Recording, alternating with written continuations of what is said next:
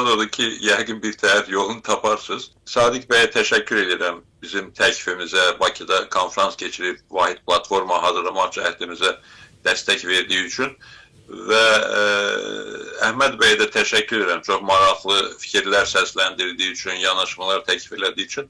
Əslində qalsa, diqqətli yanaşsaq, eyni sözləri deyirik, eyni məsələləri deyirik. Və mən əminəm ki, Bakıda bir konferans keçirilsə, Əhməd bəy də, sizlər də dəvət olunsa, hamınız məmnuniyyətlə gəlib bu konferansda iştirak edəcəksiniz. Və orada da əsas yeri təbii ki, istiqlalçılar tutacaqlar. Ehtiyatlı mövqe tutan müəyyən ziyalılar, müəyyən aydınlar da sözlərin demək imkanına malik olmalıdırlar. Amma nəzərə alın ki, orada sizlərin Müsavat Partiyası kimi bir dəstəyiniz var. Sizə tam şəkildə dəstək verəcək bir partiya var, qüvvə var. Üstəlik də ki, hakimiyyət orada iştirak edəcəksə, hakimiyyətin ağırlığı ortada olacaqsa, o konferansın verəcəyi mesajlar, o konferansda qəbul edilən platforma doğrudan da çox önəmli bir sənədə çevrilir. Təxminən o Türkiyənin bir milli misak deyilən bir sənədi var, bilirsiniz. O tipli bir sənədə çevrilə bilər. Bakı konferansı, Bakı deklarasiyası. Ona görə də o istiqamətdə məncə düşünmək, səylərimizi davam etdirmək lazımdır. Mən yenə də deyirəm, bilirəm ki, bugünə qədər çox cəhdlər olub, çox təşəbbüslər olub. Amerika Birləşmiş Ştatlarında da, Avropada da, Bakının özündə də, Türkiyədə də bir çox toplantılar keçirilib, bir araya gəlmək üçün cəhdlər göstərilib. Siz bunun davamlı olmaması, bizim arzuladığımız nəticələrə gətirib çıxarmamasının bir sıra səbəbləri var. Onlardan bir ikisini mən xatırlatmaq istəyirəm. Səbəblərdən biri yenə də odur ki, işin başında hakimiyyət dayanmalıdır. Mən bununla qətiyyən məsuliyyəti hakimiyyətin boynuna qoymaq fikrində deyiləm. Sadəcə bir az-çox bu məsələlərdən baş çıxan tarixçi kimi, az-çox baş çıxan siyasətçi kimi fikrimi bildirirəm ki, dövlətin rəhbərliyi, dövlətin hakimiyyəti hansısa məsələdə təşəbbüsü ələ alırsa, onun gerçəkləşmə ehtimalı qat-qat yüksək səviyyədə olur. İkinci bir məsələ, Əhməd bəy haqlı olaraq dedi ki, dəfələrlə bir araya gəlmişik, təəssüf ki, sonra bunu birliyi davam etdirmək, dərinləşdirmək mümkün olmuyor. Mən sizə çox sadə bir fikrimi söyləyəcəm. Bunu tez-tez söyləyirəm, əslində qalsa. Adətən deyirlər ki, bizə də deyirlər. Müxalifət bir araya gəlsə, problemləri həll eləmək mümkün olar. Xalq ayağa qalxar, xalq hərəkət eləyər. Və indi bu situasiyada deyilir ki, Güney Azərbaycan, Quzey Azərbaycan, ictimai siyasi xadimləri, tanınmış simaları bir araya gəlsələr, xalq da ayağa qalxar, yaxud xalq da daha ürəkli hərəkət eləyər. Bu öz-özlüyündə düzgün fikirdir. Mən sizə məsələnin başqa tərəfini deyirəm ki, məqamı gələndə müxalifət də birləşəcək, güneyli, quzeyli, ictimai siyasi xadimlər də bir araya gələcəklər. Diqqət eləyin. Bizlər bir araya gələndə məsələlər əla olmayacaq.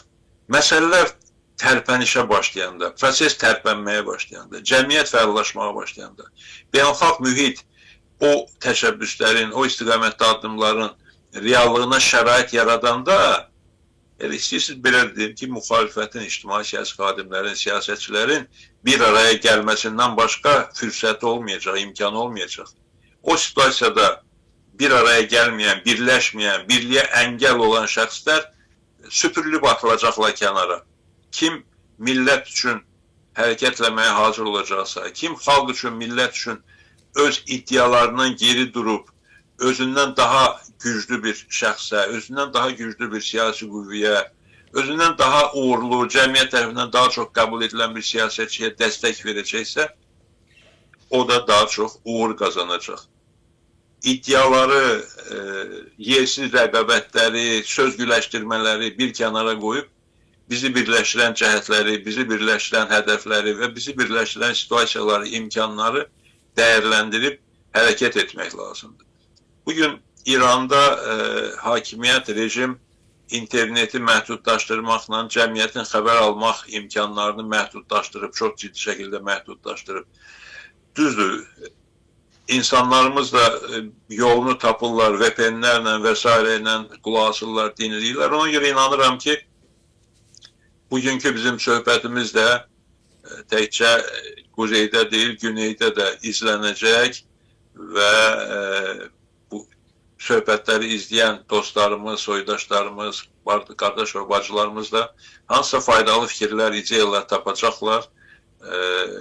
Daha ürəkli, daha rahat şəkildə fəaliyyət göstərməyə əlavə elə bir ki, təkan almış olacaqlar bu söhbətlərdən.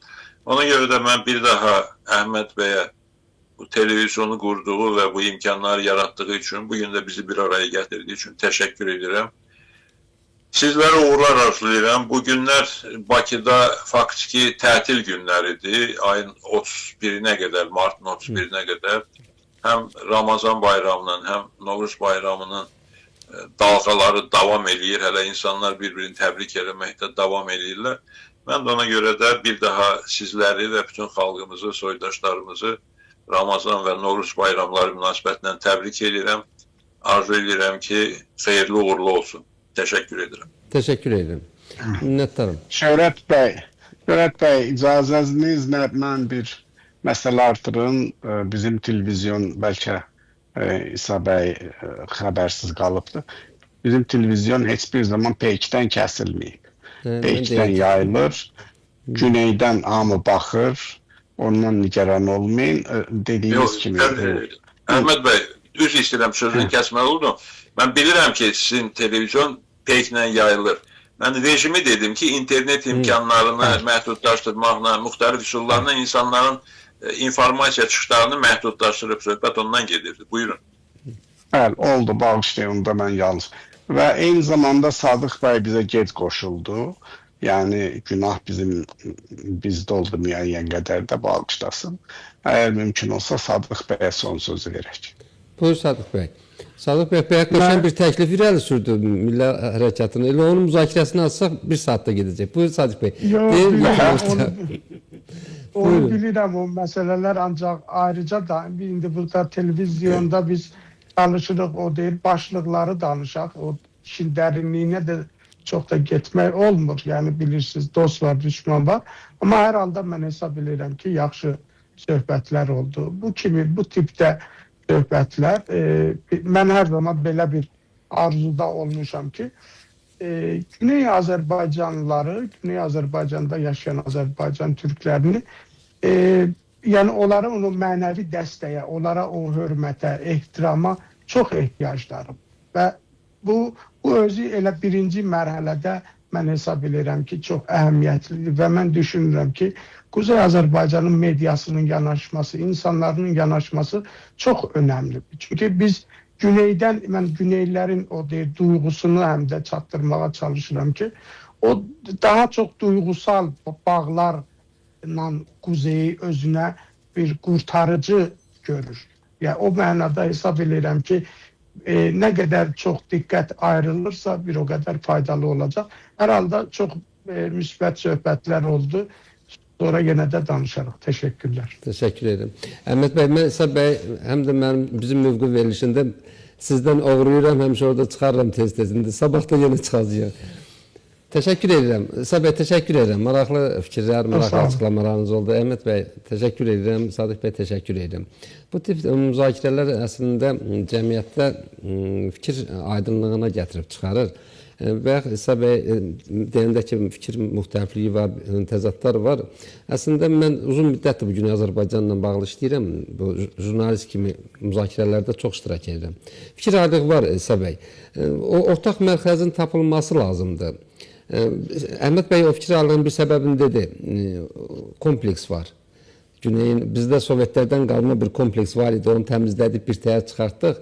Güneydə də bu fars olumuzun bir kompleks qalıb, onu çıxartmaq lazımdır. O cümlədən bəzi fikirlər var ki, ortaq məxrəcdə ideyaların ortaya gəlməsinə, ortaya çıxmasına köməli edir. Təşəkkür edirəm, maraqlı müzakirə oldu. Bu da mən ürəyimdən gələn bir fikir idi dedim və bununla da yekunlaşdıraq verilişimizi. Hörmətli tamaşaçılar, xatırladım ki, studiyanın qonaqları Azərbaycan Respublikası Müsavat Partiyasının başqanı İsa Qəmbər, Güney Azərbaycan Televiziyasının təsisçisi və siyasətçi Əhməd bəy Obalı, siyasi şərhçi, milli fəal Sadıq İsa bəyli idi. Xatırladım ki, verilişimiz YouTube kanalından da yayımlanır. Baxın, bəyənin, dost tanışa göndərin, daha çox soydaşımız görsün. Sağ olun.